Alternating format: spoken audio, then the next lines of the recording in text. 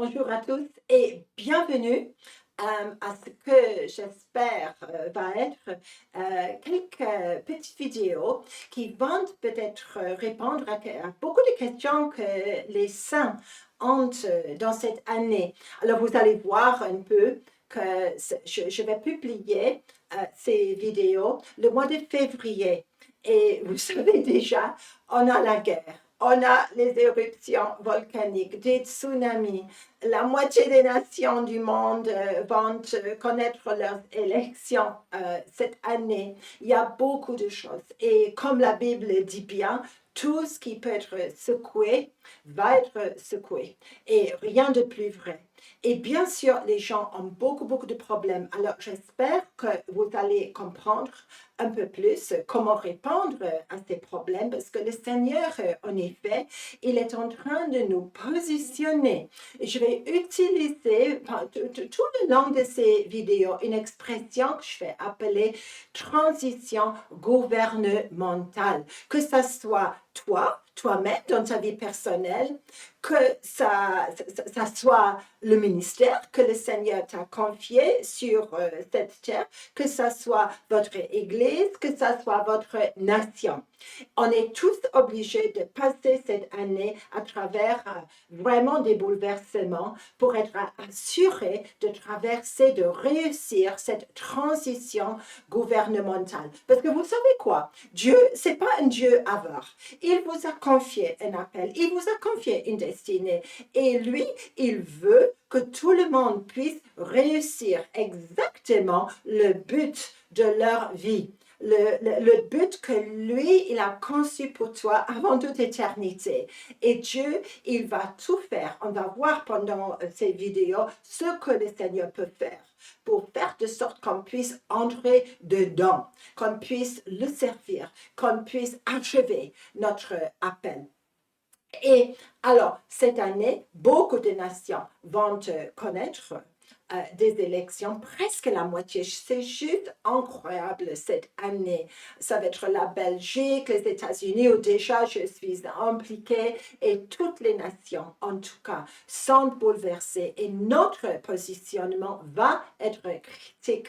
Le Seigneur veut qu'on traverse le Jourdain. Il veut qu'on réussisse parce qu'il veut nous confier beaucoup plus d'autorité, qu'on puisse le servir avec encore plus d'intimité, d'amour qu'avant et que la moisson finalement puisse venir et que le retour de Jésus puisse être avancé à travers nous.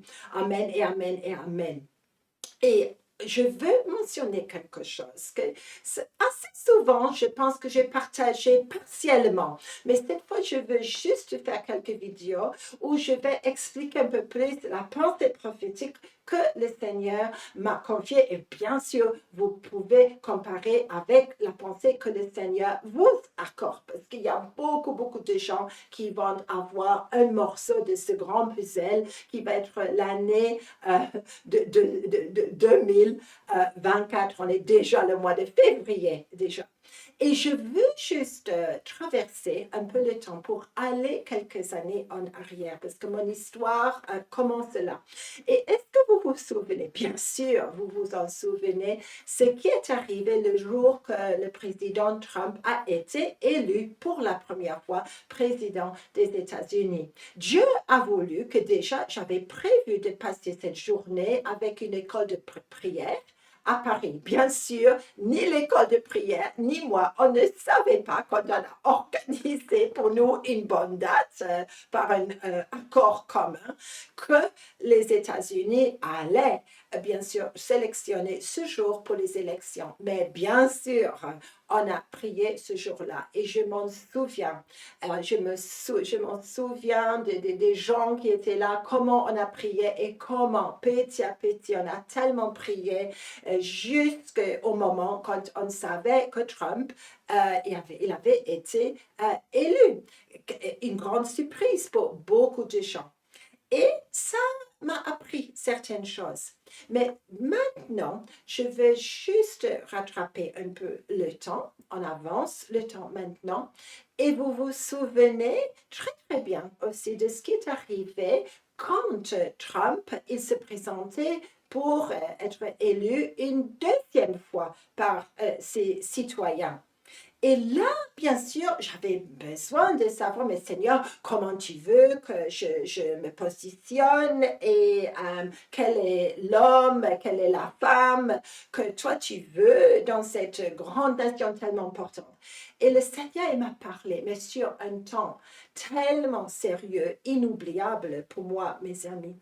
Et il m'a dit, ma fille, ceux qui se présentent pour la seconde fois au Gilgal vont trouver la tâche beaucoup plus difficile parce que justement, l'ennemi, il a eu maintenant le temps d'explorer, de profiter de leurs défauts, des failles dans leur vie et ça va être beaucoup plus difficile.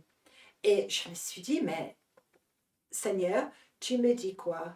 Gilgal, vaguement je savais que le nom Gilgal existe quelque part en Israël, mais je n'avais vraiment pas pensé au Gilgal comme un passage. Et puis le Seigneur, il a rajouté, ma fille, Gilgal, c'est le lieu de transition gouvernementale. Alors à ce moment-là, je me suis réveillée, vous imaginez les amis, et je dis, mais Seigneur, est-ce que tu peux m'expliquer?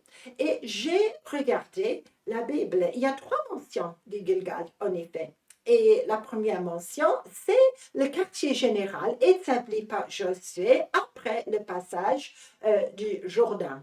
Et ça reste de l'actualité pendant un temps assez long avant de se perdre parce que le site sacré a été souillé par l'idolâtrie. Deuxième fois, c'est un site où les prophètes ont beaucoup aimé être ensemble. Et troisième mention, je ne sais pas grand-chose, mais je vous le dis comme ça, que c'est un site que Josué, il a vaincu, mais on n'est pas exactement sûr où le site de Gilgal est situé. OK, Seigneur, je vais maintenant explorer ce que tu veux dire par Gilgal. On est d'accord maintenant. Transition gouvernementale. Moi, je suis impliquée. Toi, tu es impliqué. Notre ministère est impliqué. Notre nation est impliquée. Nos églises sont impliquées. Les élections sont impliquées cette année. Ça va être une année avec beaucoup de chocs, beaucoup de belles surprises aussi. Ne vous inquiétez pas parce qu'il y en aura. Mais la chose importante, c'est notre positionnement. OK? Et qu'est-ce que ça veut dire Gilgal? Si vous me connaissez, vous savez que j'aime toujours savoir, que ça soit en grec, que ça soit en hébreu, ce que ça veut dire. Et en effet, Gilgal, ça veut dire une roue. Ça peut vouloir dire également un cercle de pierre. Et l'idée, c'est quelque chose qui roule. Parce que forcément, si une roue est utile, c'est parce que la roue, justement, roule. Sinon, ce n'est pas très utile comme roue. Ou il y a une autre explication. Si vous avez vu les films western, quand il y a 2 cowboys qui doivent se rencontrer à midi dans une ville là-bas, et toute la ville se vide, et on voit pendant un silence très, très prononcé, comme des arbustes sans racines qui s'enroulent pour rajouter un peu de drame, je suppose, à ce film. Ça veut dire ça aussi. Et je veux également vous signaler que le passage du Gilgal, ce n'est pas juste pour les présidents ni les premiers ministres de ce monde. Tout le monde, on est obligé de passer par un Gilgal probablement plusieurs fois dans notre vie. Moi, j'ai pris de l'âge, alors je me souviens de plusieurs passages et je suis sûre que ce n'est pas fini. Et pour moi-même, pour le ministère que le Seigneur m'a confié, pour ma nation, pour mes îles que j'aime beaucoup, pour les nations que j'aime beaucoup, pour le corps de Jésus-Christ que j'aime beaucoup, il y a transition. Ouais?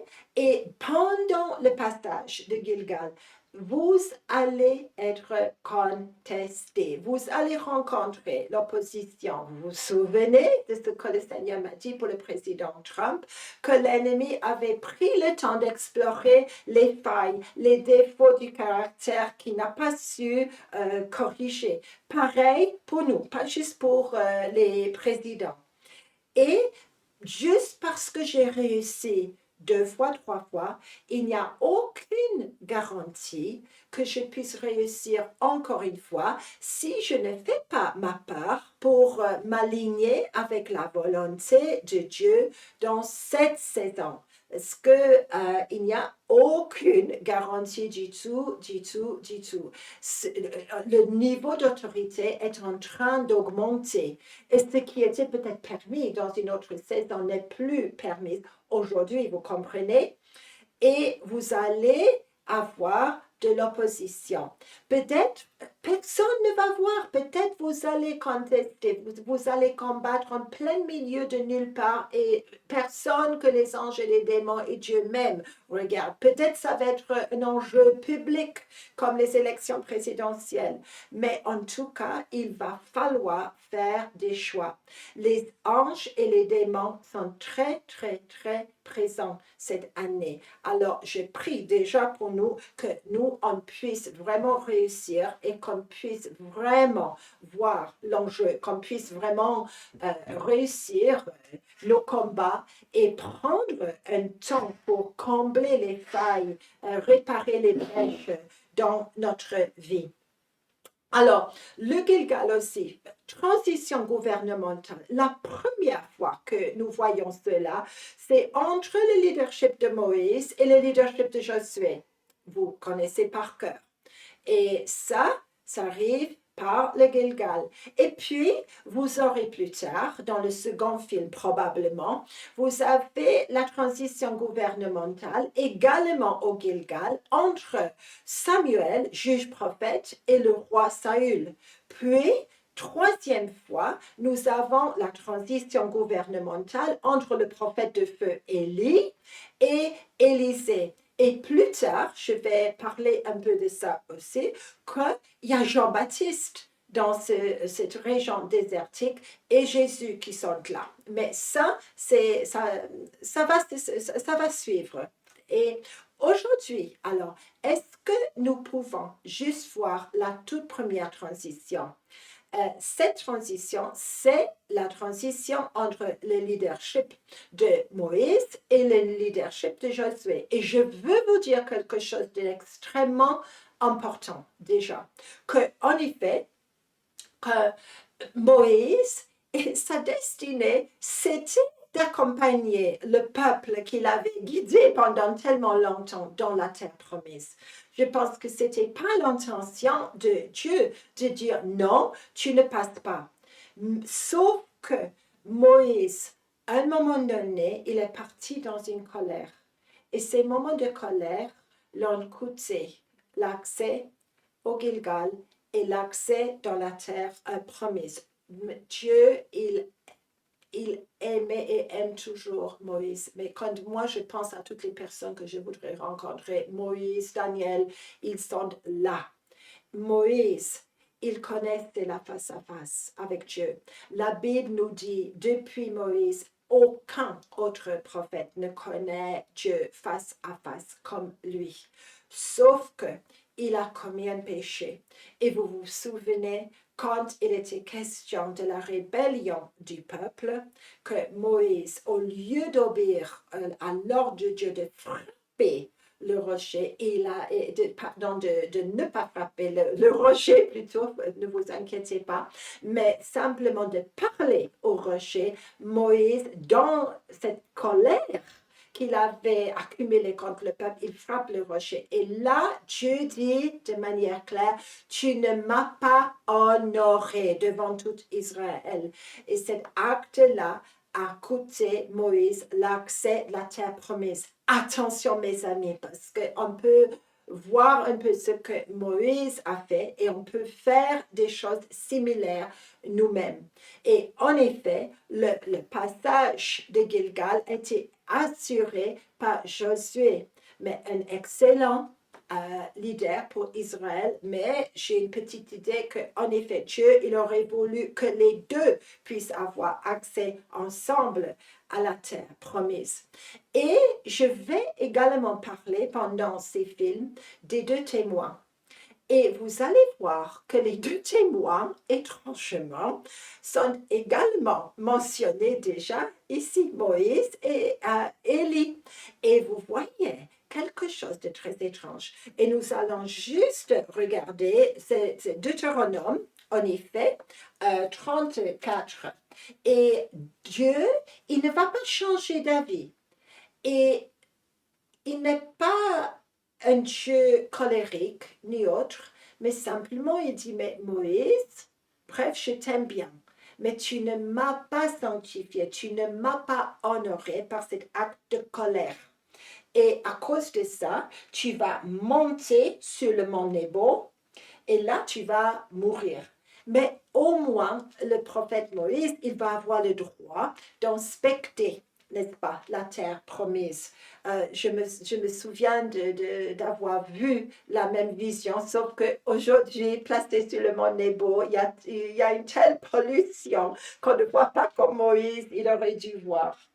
Et il voit toute la terre. Et puis, bien sûr, Moïse, c'est écrit, verset 5, il mourut là, dans le pays de Moab, la Jordanie pour nous aujourd'hui, selon l'ordre de l'Éternel. Et l'Éternel l'enterra dans la vallée au pays de Moab vis-à-vis de Beth-péor. Personne n'a connu son sépulcre jusqu'à ce jour. Mais ma question, si on pense que Moïse, il aurait écrit les 5 premiers livres de la Bible, qui alors a écrit cette partie-là? Parce que si Moïse était déjà mort et personne ne sait où Dieu l'a enseveli, qui a écrit exactement ces passages-là? Je voudrais savoir par curiosité, peut-être entre vous, il y a quelqu'un qui aurait la gentillesse de me donner une réponse, peut-être Josué, on ne sait pas. Mais il y a dispute, la disparition de Moïse. Et je vais, pendant cette série de films, relier des points entre les passages qui normalement ne sont pas reliés. Et si vous pouvez très vite regarder la toute petite épître de Jude à la fin de la Bible, il y a juste un chapitre, il ne faut pas très longtemps, il ne faut pas 3 heures pour le lire, Jude qui était le frère de Jacques. Et quelque chose de curieux est écrit, verset 9. Or, dit Jude, l'archange Michel, lorsqu'il contestait avec le diable et lui disputait le corps de Moïse, n'osa pas porter contre lui un jugement injurieux, mais il dit que le Seigneur te réprit. C'est-à-dire que le corps même de Moïse a été disputé. Et pensez ce qu'on va faire plus tard. On va faire le lien avec les deux témoins, mais pas dans ce premier film. Mais vous gardez cela précieusement parce qu'il y a des clés. Et parfois, j'aurais voulu que notre Jude, il ait pu écrire beaucoup plus de chapitres qu'on en a de lui aujourd'hui. Et alors, c'est écrit en Deutéronome, alors que Moïse, il n'a pas réussi son Gilgal. C'est Josué, en effet, qui, c'est écrit, rempli de sagesse. Deutéronome 34 maintenant, ouais, c'est écrit que, Josué, il avait toute la sagesse et le ruach, l'esprit de Moïse. Vous allez lire vous-même parce que c'est plutôt long. Mais Josué, il avait fréquenté Moïse, il avait été avec Moïse dans le tabernacle. Il était bien équipé. Et lui, il a reçu l'esprit de Moïse. Et le mot qui est utilisé pour sagesse ici, Hakema, c'est un de cet esprit de Dieu mentionné par le prophète Ésaïe, chapitre 11, et plus tard dans l'Apocalypse. Et Hakema, ça veut dire sagesse, oui. sagesse en administration, habileté pour la guerre, sagesse et discernement dans toute matière spirituelle, religieuse et tout, et tout. Alors, le roi de Moïse avait été transmis à Josué. Et c'est Josué qui va passer le Jourdain. Hein? Énorme, si vous voulez regarder tout ça. Qu'est-ce que Dieu fait pour Josué? Ils vont traverser le Jourdain et Dieu, il répète ce qu'il a déjà fait avec la mer Rouge. Il fait de sorte que les eaux du Jourdain soient complètement partagées, que le peuple, les prêtres, le peuple puissent passer. Et puis, il établit son centre, son quartier général à un lieu qui s'appelle Gilgal. Et ce lieu, cet endroit, reste pendant très longtemps. Finalement, malheureusement, comme beaucoup de ces sites sacrés, ça disparaît et ça devient juste comme Bethel, célèbre pour l'échelle de Jacob. Ça devient tellement souillé que les gens reçoivent l'ordre de ne plus fréquenter ce lieu-là. Mais le Gilgal, Josué 4, c'est la première mention. Et Josué, il commémore leur arrivée dans la terre promise.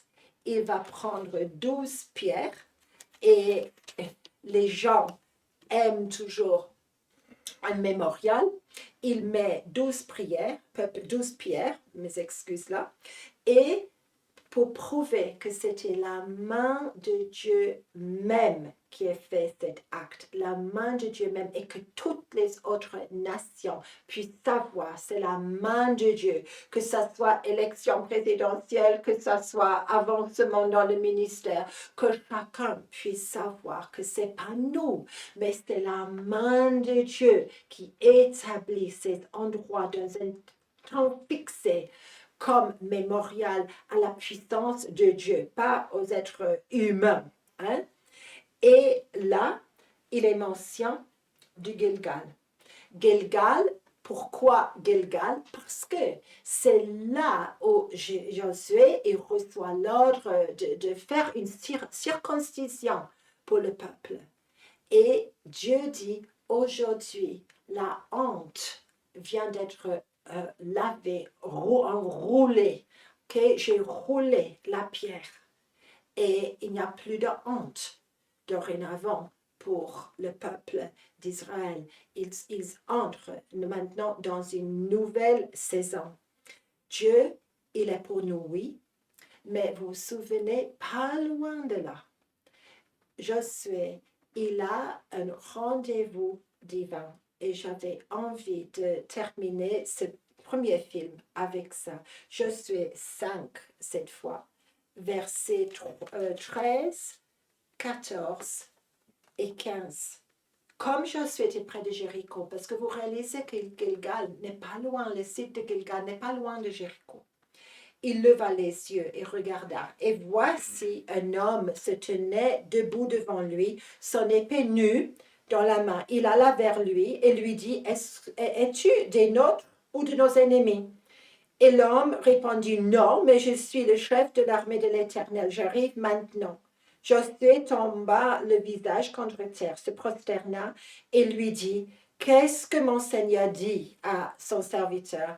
Et le chef de l'armée de l'Éternel dit à Josué, ôte tes souliers de tes pieds, car le lieu sur lequel tu te tiens est saint.